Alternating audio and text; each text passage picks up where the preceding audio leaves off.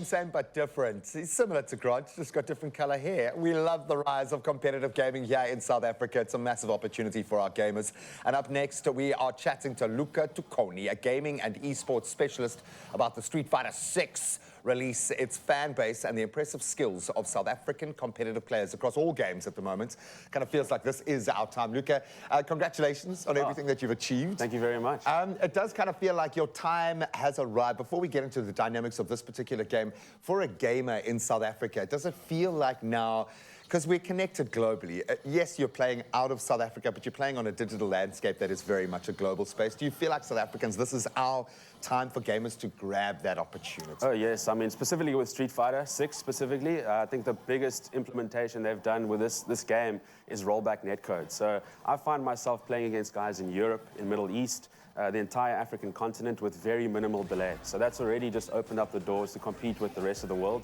My joke has always been that we're kind of the last stop before Antarctica when it comes to most games. So as Grant would know, shooting games, playing from here to Europe, very difficult. Yeah. But a game like Street Fighter, they've just mastered the netcode, and it allows us to compete with players all around the world. Accessibility, and it's kind of the OG when it comes to testing your mettle in the gaming space. Yeah. That being said, how good do you have to be to test your mettle against the best? Look, it's a 1v1 game, so that's always that nice feeling. It's you against the opponent. There's no one else on your team you can blame.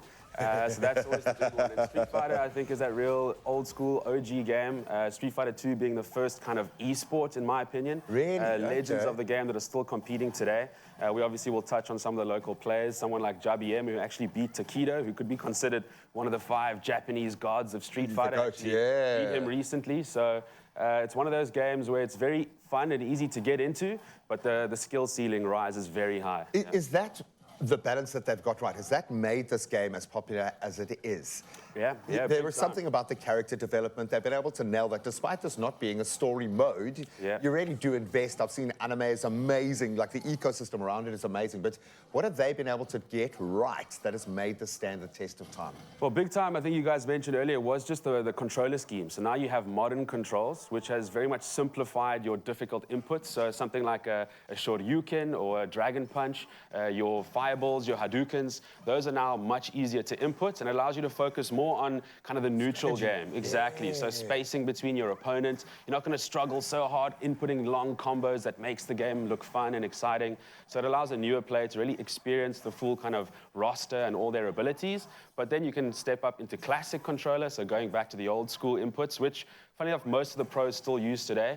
In your recent major tournaments like EVO, you've seen the top 8 consist of just classic players. So it's not like modern has taken over. I think that's muscle memory. I think those, since like age 5, those muscles have been working those buttons and those angles. So this means then that there is an opportunity to go deeper. How do you develop those skills then? If you're wanting to become a competitive gamer with Street Fighter 6, what do you focus on in terms of your own training, your mental preparation, the fast twitch, whatever you need to get right to compete at that level? And I've seen guys bring in sports psychologists to get them ramped up before they go out there. The level of nuance, and we talk about that fine-tuning on a different level. How do you start that journey as a game player if you want to go to the top? So, I mean, we had the guys doing jiu-jitsu here, just before the segment, and I think that's the big trick. Get into the training room. So training mode is enabled in this game, a very intuitive training mode as well. So it allows you to literally go through the entire character's skill set, the entire combo list, so you can really experience the character fully, and then go and kind of pace or face yourself against the opposing character, utilize the abilities that you struggle countering, have your character or the opposing character... Train your weaknesses, not your strengths. Exactly. There's a specific character you're struggling against online, get into the training room against them, make them input those moves. You can actually have the dummy do whatever you want against you, and you can then practice to counter that. So I think he's going to steal a few training techniques to apply on the mats in a practical sense, because that mentality is so important. How often do you lose? Often, I'll be honest. I would consider myself a pro fan of the game. When it comes to actually being a competitive player, you get some real killers here in South Africa. Obviously, globally, the skill ceiling rises even higher. But I play ranked almost every day. I find myself, enjoying a few wins, a few losses. But when you learn. When you jump up against one of the local sharks, it is a scary experience. Yeah.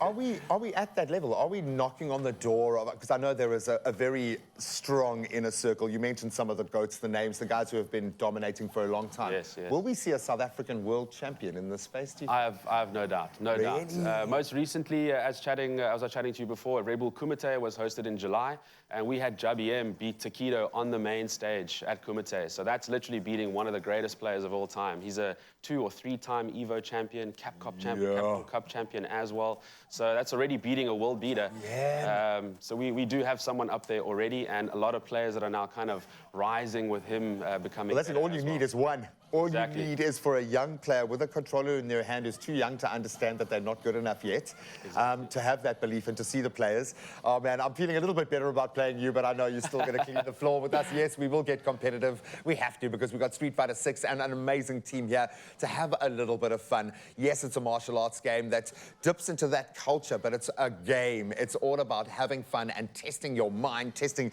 the speed of your fingers. For us, button pushers, bashes, definitely the speed of your fingers, and we're going to put it to the test in just a moment. Come on, Chun-Li.